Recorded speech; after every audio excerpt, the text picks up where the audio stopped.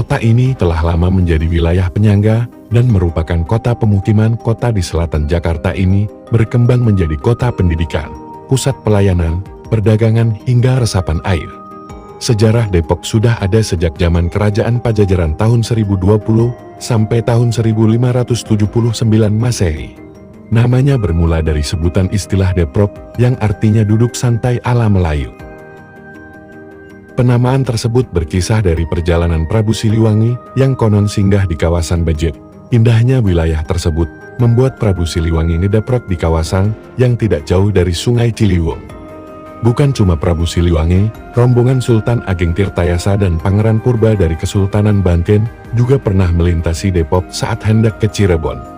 Pengikut dari Pangeran Purba, Mbah Raden Wujud tidak melanjutkan Cirebon, ia menetap dan mendirikan Padepokan untuk menyebarkan agama Islam. Padepokan berarti tempat tinggal atau kampung halaman. Kata padepokan pun bisa diartikan sebagai tempat mengayam pendidikan, seperti pesantren. Sejarah di masa VOC. Berdasarkan dokumen Batavia Askeniusblad tahun 1929, pejabat VOC saat itu Cornelis Chastelain membeli lahan di Mampang dan Depok Lama yang dipergunakan untuk perkebunan pada tahun 1696.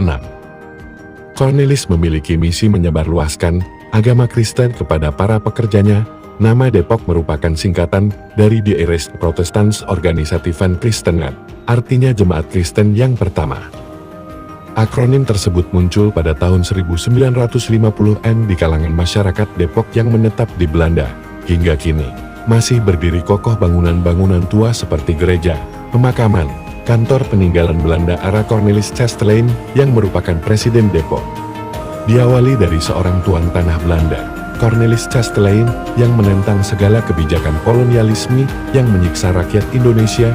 Chastelain merupakan seorang warga Belanda keturunan Prancis yang memiliki peran penting di Komisi Dagang Penjajahan Belanda VOC. Ia berperan sebagai pencatat tata kelola buku perdagangan dan bisnis di tahun 1675. Semakin berjalannya waktu, ia merasa tak sejalan dengan konsep VOC yang banyak membebani rakyat. Ia memang dikenal anti perbudakan karena dianggap bertentangan dengan ajaran di kitab Injil. Karena masalah tersebut, Chastelain keluar dan beralih menjadi pengusaha. Usahanya berkembang pesat dan mengantarkannya menjadi pengusaha kaya raya. Chastelain memiliki tanah seluas 1.240 hektar di selatan Jakarta dan menanaminya dengan berbagai jenis komoditas pertanian seperti indigo, coklat, sirsak, nangka, dan belimbing, rempah, serta kopi. Selama mengelola bisnisnya, pria yang juga penginjil tersebut dibantu oleh 150 budak yang ia sebut sebagai hamba atau asistennya. Para budak tersebut didatangkan dari sejumlah daerah di Indonesia, Bali, Makassar, Malaka, bahkan ada yang dari Sri Lanka. Para budak tersebut sengaja didatangkan dari beberapa wilayah yang ahli dalam teknik pengelolaan lahan pertanian dan perkebunan. Chastelain berharap tanah Depok yang subur bisa terkelola dengan baik dan bermanfaat. Disebutkan cikal bakal dari negara Depok berawal dari organisasi Kristen Protestan pertama di Indonesia yang didirikan Chastelain. Organisasi itu dibentuk sebagai pelanggengan kekuasaan dengan nama Depok, yakni singkatan dari Die Eerste Protestants Organisatie van Christenen.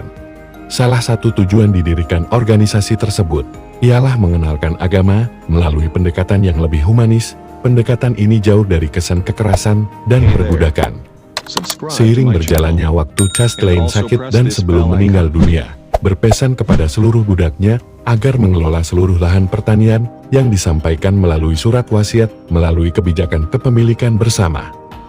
Para budak tersebut diwariskan 12 nama marga dari ajarannya, yakni Bacas, Iskar, Jacok, Jonathans, Joseph, Lawrence, Lander, Lund, Samuel, Sudira, Tolense, dan Zadok. Nama-nama itu dikenal sebagai marga asli Belanda Depok, keturunan asli dari Chastelain.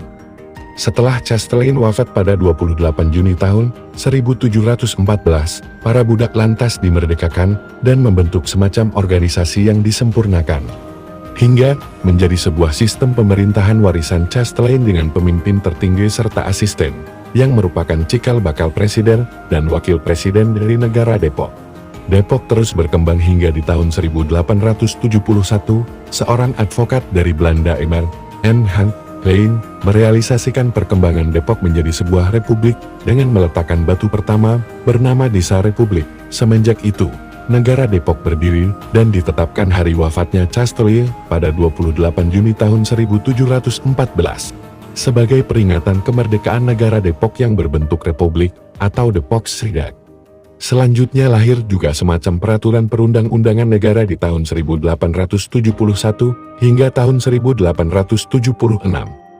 Peraturan tersebut kembali disempurnakan di tahun 1913 bernama Reglement van Hetland Depok atau Regulasi Negara Depok. Dalam aturan itu disebutkan, masa kepemimpinan presiden yang hanya boleh memimpin selama 3 tahun.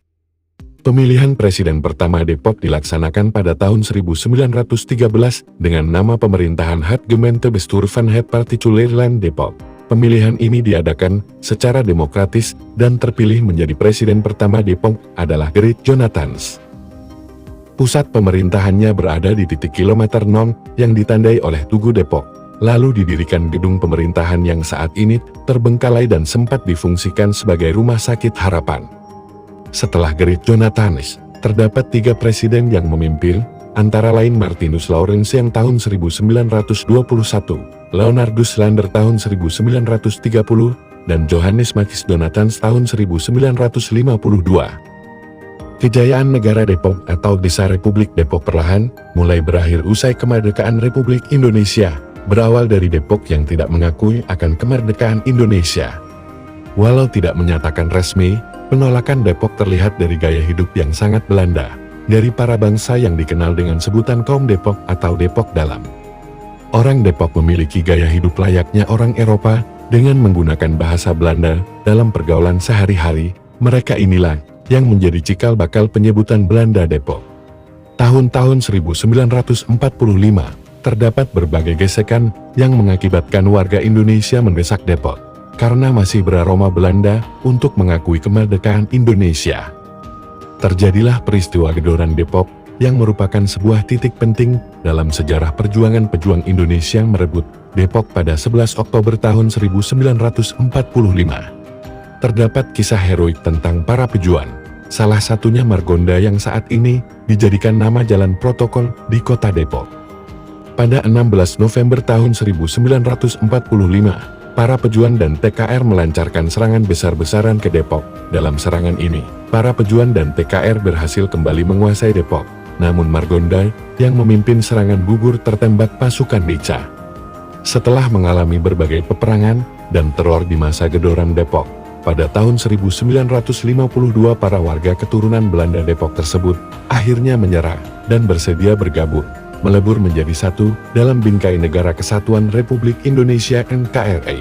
Adapun kota Depok yang sebelumnya hanyalah sebuah kecamatan di wilayah Kabupaten Bogor, secara resmi berdiri pada 27 April tahun 1999, setelah berubah status dari kota administratif menjadi kota madya yang memiliki 11 kecamatan dan 63 kelurahan dan dipimpin seorang wali kota yang dipilih secara langsung melalui proses demokrasi pemilihan kepala daerah atau pilkada setiap 5 tahun sekali. Hey there. Subscribe to my channel and also press this bell icon.